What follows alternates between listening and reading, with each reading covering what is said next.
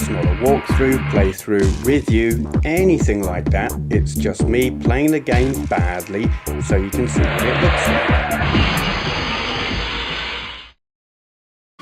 Right then, this is Ayrton Senna's Super Monaco Grand Prix 2.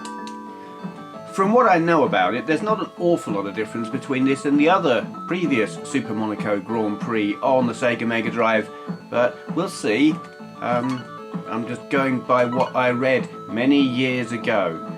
We'll edit this to speed it up.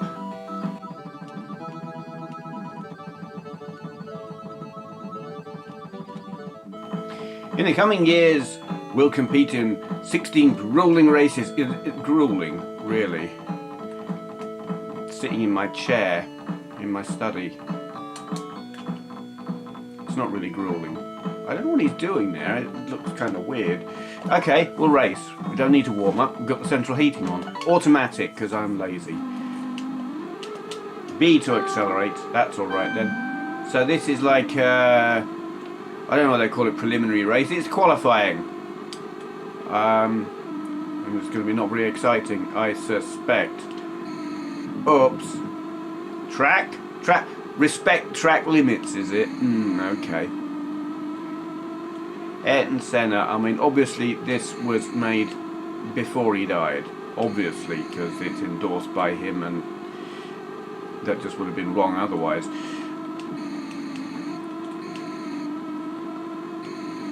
I don't know that having celebrity endorsements of games improves the game, or really, I suppose it improves sales.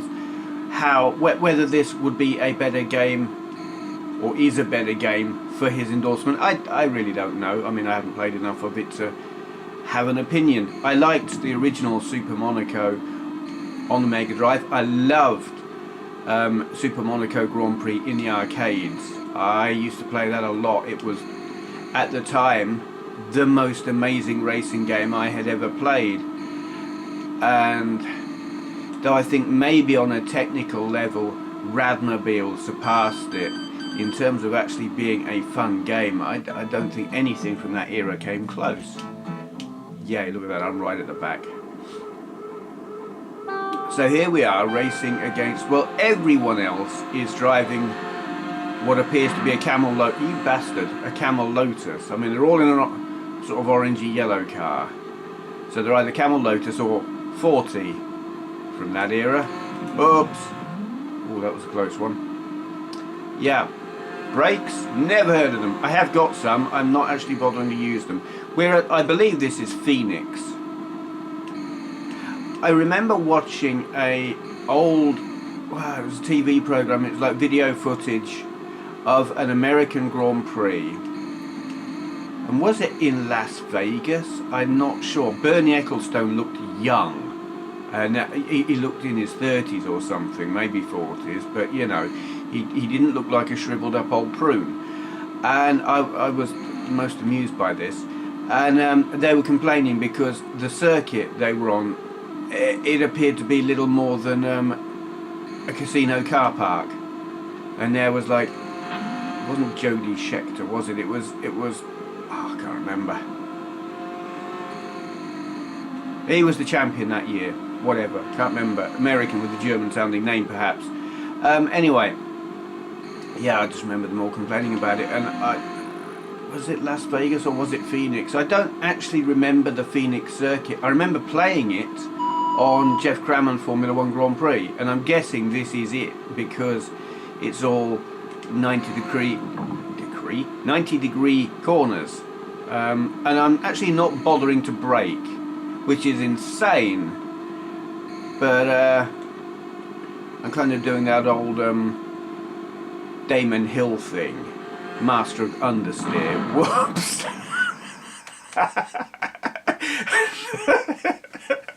So that's obviously working for me. I was going to say turn in far earlier, like before you get to the corner. And then I didn't. Moving on. Let's have a look at a different circuit, perhaps. Am I alive? I may be dead. Race. I don't know where we are now. Where is this? Is it Brazil? Looks like it could be. It looks like a familiar circuit layout. I braked that time.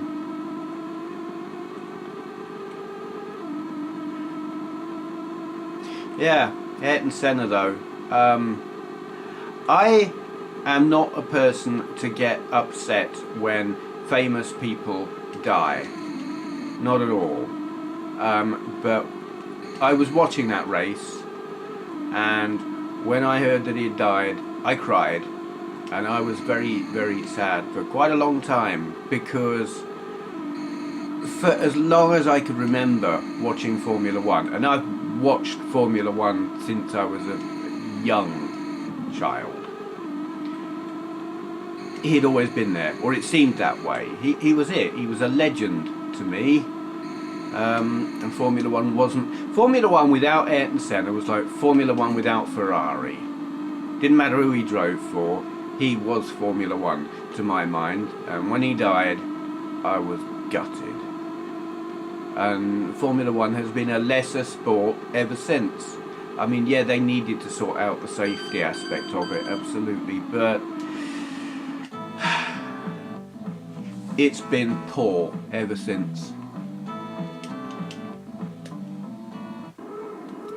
And that's a shame. I mean, they've resorted to all kinds of artificial nonsense, DRS and all kinds of nonsense to try and improve the show. But it's become like American wrestling, and I've said it many times before. It's no longer a sport, it's now sports entertainment. You know, they will add artificial features to it to improve the show. Bollocks. Just give them as fast a car as they can have and let them race. That's what I say. Said it before, I'll say it again. They won't do it because, well, they can't really, can they? But there you go. They're currently arguing over engines because the Mercedes engine is so dominant and the smaller teams can't afford to buy it, and if you haven't got a Mercedes engine, well, you're going to come nowhere. I wonder if the Honda engine will sort that out. Who knows? We'll see. I don't know what these orange cars are meant to be. They're kind of curious. I don't know what I'm meant to be driving, actually. I mean, it's blue, so... am I in a Ligier? I remember that Monaco Grand Prix. I don't remember what year it is, but I remember Olivier Panis winning the Monaco Grand Prix in a Ligier, when Ligiers were the biggest sack of shit going. They could not... They were like the... they were the Marussia of their time. You know, they were the... they were just rubbish.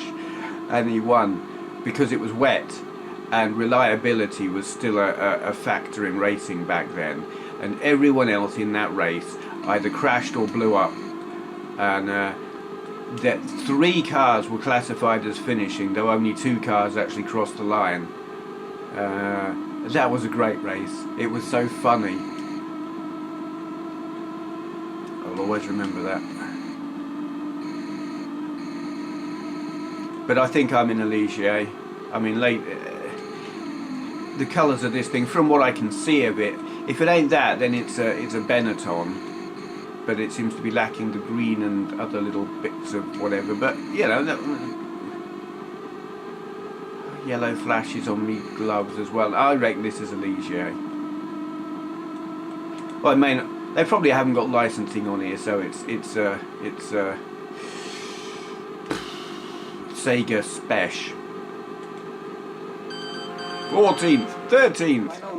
Final lap. I'm gonna guess that that's digitized Senna speaking there. Immortalized in a video game. There are worse ways to be immortalized. Frozen in carbonite.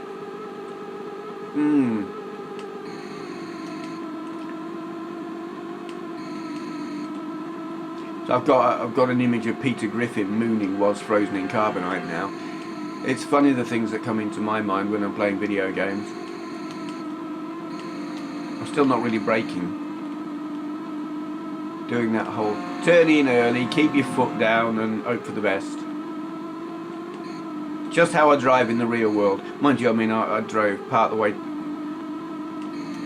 can't remember the name of the place, halfway to Lincoln yesterday, and most of my driving is done in workshop, just pootling around at 30 mile an hour. So there I was, like, heading towards Lincoln and doing normal dual carriageway kind of speeds. The brakes on my car, there's no power assist, there's no nothing, and yeah, it was a bit scary when I came to brake at a roundabout. It didn't slow down as quickly as I thought it would. There was a lorry in front of me. I stopped, but a bit uncomfortable. Where did I finish? 12th. It's better than last. I'm gonna call it quits there. I survived one race. I completely threw it away in the other one. But, you know, that's that master of the understeer thing going on there. It doesn't always work. That is Ayrton Senna's Super Monaco Grand Prix 2. As far as I can see, it's no better than the original game. But it's got Senna in it, so, you know, why not? He's a legend, and as I said, Grand Prix is just so much poorer without him. That'll do. Thank you for watching. If you enjoyed this video, please consider clicking the thumbs up button. I upload videos daily, so go ahead and hit subscribe if you'd like to see more. To all those who've already subscribed, I'd just like to say a great big thank you.